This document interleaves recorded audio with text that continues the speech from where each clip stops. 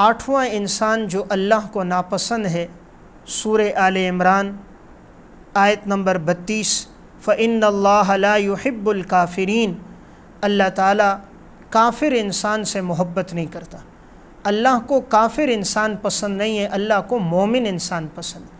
جو زندگی ایمان میں گزارے اللہ کو وہ پسند ہے، اللہ کو کافر پسند نہیں۔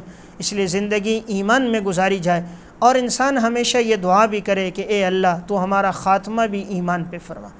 بس اوقات زندگی ایمان پہ گزر جاتی ہے لیکن خاتمہ کفر پہ ہو جاتا ہے۔ حدیث میں آتا ہے ایک انسان کے اور اس کے موت کے درمیان تھوڑا سا 1 گز کا فاصلہ رہتا ہے، اس میں اور جنت میں، لیکن تقدیر غالب آتی ہے، آخر میں گناہ کر دیتا ہے، کفر کر لیتا ہے، خاتمہ برا ہوتا ہے، جہنم میں چلا جاتا ہے۔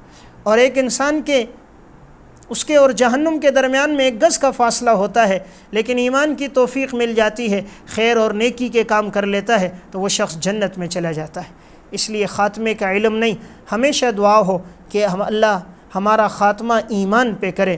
ایمان والے اعمال پہ محنت کریں گے تو خاتمہ بھی اچھا ہوگا۔ تو اللہ کو جو 8واں انسان پسند نہیں ہے وہ کافر پسند نہیں، اللہ کو مومن پسند ہے، تو ہمیشہ ایمان پر خاتمے کی دعا کی جائے۔ بس اوقات زندگی اچھی گزرتی ہے لیکن خاتمہ کفر پہ ہو جاتا ہے۔ امام قرطبی رحمۃ اللہ علیہ کی ایک کتاب ہے التذکرہ، اس میں انہوں نے ایک واقعہ لکھا۔ ایک شخص مسجد کا مؤذن تھا، آذان دیا کرتا تھا، بڑی اچھی آواز تھی، لوگ اس کی آواز سننے کے لیے آتے تھے۔ ایک دفعہ وہ آذان دینے کے لیے مسجد کے اوپر مینارے پہ چڑھا تو قریب میں ایک گھر پہ نگاہ پڑ گئی۔ وہ عیسائیوں کا گھر تھا، تو وہاں اس کی ایک نوجوان بیٹی گھر میں گھوم رہی تھی۔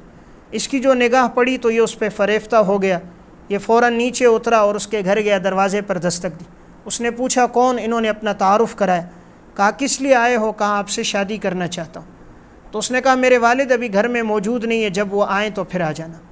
جب اس کا والد غیر مسلم آ گیا، یہ پھر گئے، تو اس نے کہا آپ کا میری بیٹی کے ساتھ نکاح نہیں ہو سکتا، آپ مسلمان ہو، ہم عیسائی ہیں، ہمارا مذہب الگ ہے، آپ کا الگ ہے، اگر آپ اپنا مذہب چھوڑ کر ہمارا مذہب قبول کرو گے تو پھر نکاح ہوگا، ورنہ نہیں۔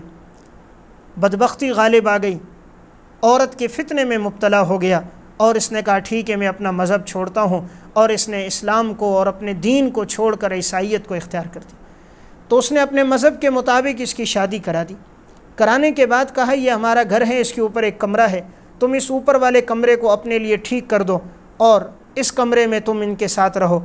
اب یہ اوپر چڑھا اور اس کمرے کو اپنے لیے درست کر رہا تھا، اوپر سے اچانک نیچے گر گیا، گردن کی ہڈی ٹوٹ گئی اور وہیں پر انتقال ہو گیا۔ تو دیکھیں زندگی نیکی اور تقوی میں گزری تھی، لیکن موت کس پر آ گئی؟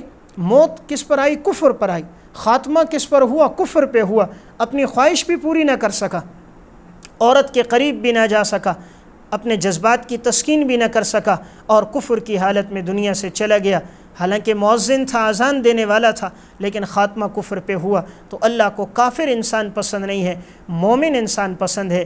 تو ایمان بہت بڑی اللہ کی نعمت ہے، ہمیشہ دعا کرنی چاہیے کہ مولا کریم تو نے ایمان کی توفیق عطا فرمائی، تو خاتمہ بھی ہمارا ایمان پہ فرما۔